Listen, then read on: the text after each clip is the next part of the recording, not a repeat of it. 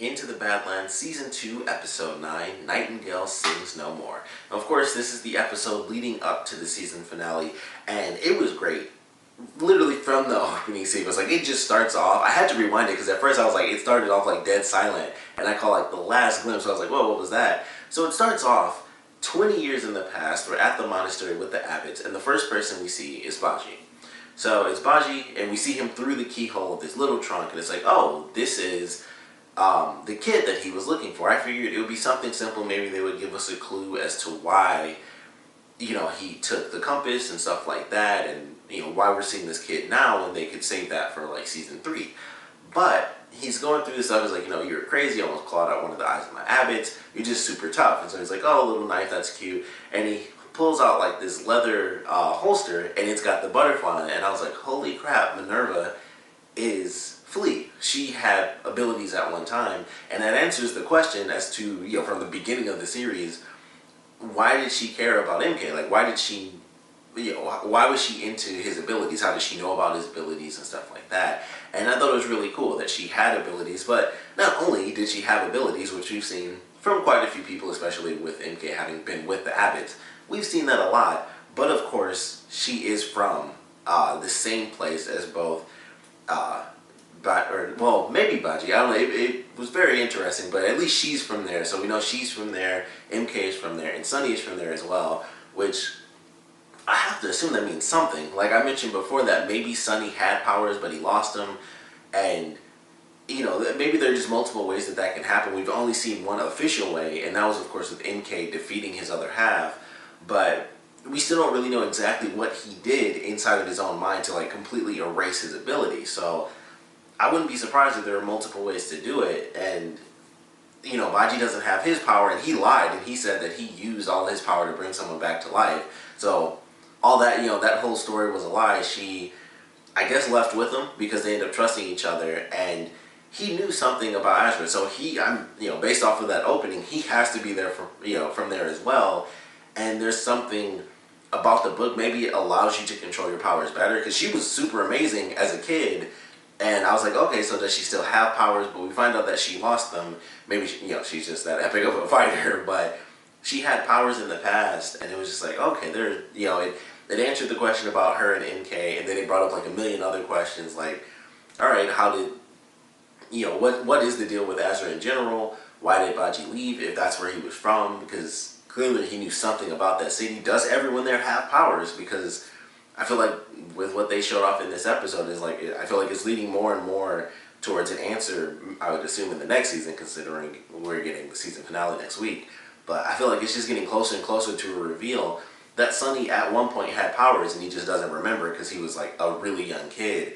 And, the whole thing about having the powers is that you don't remember that you use them. So it wouldn't surprise me that somehow he loses them, and then it's just like, poof, that's it. And I think he was really, really young when it happened anyway, so I don't know. It's really hard to say, but I'm like, man, I feel like they're just inching closer and closer to everyone from that city having abilities, even if, they don't have them anymore. They had them at one point. So it was just a great opening, and we have, a young Minerva, and it was super, as soon as she jumped out, and it was this little girl with red hair, I was like, that's the widow. Like, that's her as a young child. She, was training to be an abbot. It was just really crazy. So I loved the opening, answered a small question, created, like, a million other questions. And then, of course, we get into the rest of the episode, which is also really freaking intense, especially the end. Like, the beginning and the end of this episode were just, like, two really crazy moments. And everything in between was also pretty crazy. We have Quinn sending in, like, the one kid who he kept sending out on missions and stuff like that. He gives him, like, his final meal of ice cream, which, admittedly, considering it was his first and last time ever having ice cream, probably not a bad way to go out as ice cream. Especially with it being vanilla, that's my favorite. But he sends him out strapped with a bomb to his chest to deliver a crazy message to Sunny, where it's like, alright, we know that Sunny's with the widow. Obviously, our team up is over. He reveals the information to Sunny that, the widow is the one that gave Vale and Henry back to Quinn. So naturally, that was even in the promo. So we knew, some issues were going to come from that. And of course, that ends up happening after this kid blows himself to pieces. A bunch of people are killed, injured. The widow tries to throw, like, one of her butterfly shuriken at Sunny's face and it like scratches him, and then he takes off after that. Or I think she took off and then he went the other way, but it was just crazy. So after that, he's fighting people, he's taking off, Bajie saves him, he leaves to go get, his family.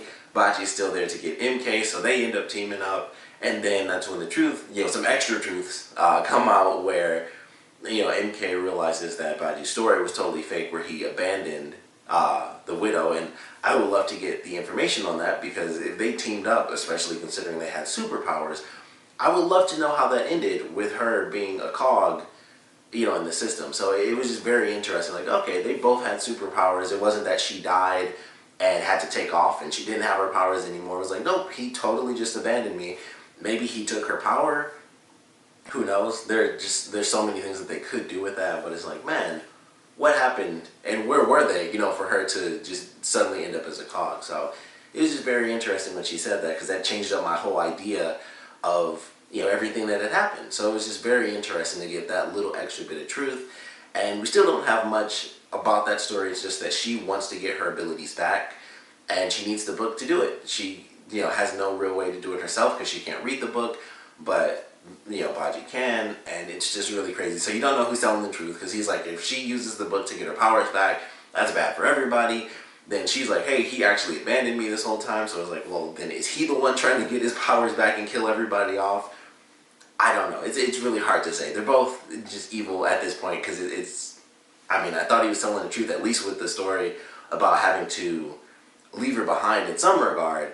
So that was interesting. It's like, nope, all that was a lie. He just abandoned her, but none of them have their abilities anymore, even though they both did in the flashback. And it's like a million questions. So that was interesting. They both get taken in after, their plan is to steal the book. And of course, Odessa is the one that heard that. And she hates MK because we find out that she was on the ship, like, right before, I guess it was where the series was picking up. And when he killed all those people on the boat, she was actually there. So she totally hates him.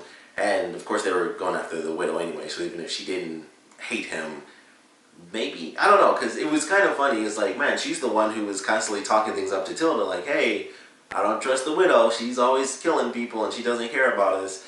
And then, of course, when she's about to get attacked, it's like, I really hate this guy. I watch him, like, rip people apart physically. So, different levels of hatred. So I guess the widow doesn't really rank that high, considering Odessa saw MK, like, rip people apart on the ship. So they get captured. We see that Bajie ends up escaping. MK ends up fighting with the widow, which I assume probably came from the end of this episode, where Tilda and the widow end up fighting, which was really great. Starts off really intense, where Tilda's like, hey, I couldn't find Sunny. And it just gets tense, just more and more tense as the scene goes on, because of course the widow's like, I need, like, could you not find him, or did you not try to?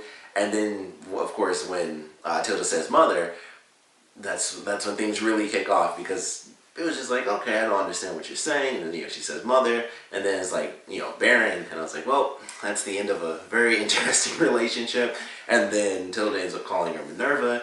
I was like, that none of that can be good. So of course, things end up falling apart for the two of them, and it was great that she didn't die, because I was really worried. I was like, okay, their whole, it's kind of on level, but I assume the widow's gonna have, a bit more skills. And it starts to show towards the end of the fight, and I was like, crap. Tilda keeps going for it, and she keeps getting put down. It'd be like a little strike here, a little kick there. And I'm like, if she keeps pushing it, she will die. And then, of course, by the end, she's actually saying to kill her. And I was like, I really don't need to see this. We already lost Ryder, even though he was kind of the douchey character in the first season. Still, crap away for him to get killed off. But I was like, I actually like Tilda, so I really don't want her to die, especially because I like her a bit more than the widow, considering how things have changed this season. And unfortunately, even though it probably physically hurt, she just got knocked out. So I was like, all right, at least she's alive. We'll see how that ends up playing out. And I assume that that's, something, it might not even, MK fighting the widow probably has nothing to do with Tilda. And then that might, kick things in a high gear when he finds out the truth about that. So curious to see how things are going to play out in this finale, but I really love this episode. Of course, as always, the action was really good. The ending fight scene was my favorite part, just because the action in itself was good, but also the story element to that, because Sunny beating up all the people was pretty sweet too. But of course, Tilda versus the widow, mother versus daughter, in a sense. That's all over Twitter too, because it's Mother's Day. But the two of them fighting was definitely great. So I'm very excited for this finale. Of course, we'd love to know what you guys thought about this episode, so please comment below. Let me know your favorite parts, your least favorite parts, and naturally, I just want to know what you guys want to see for the finale. And of course, I want to know your theories for the finale, for just how everything is going to play out. So please put your comments down in the comment section below. And of course, thanks for watching.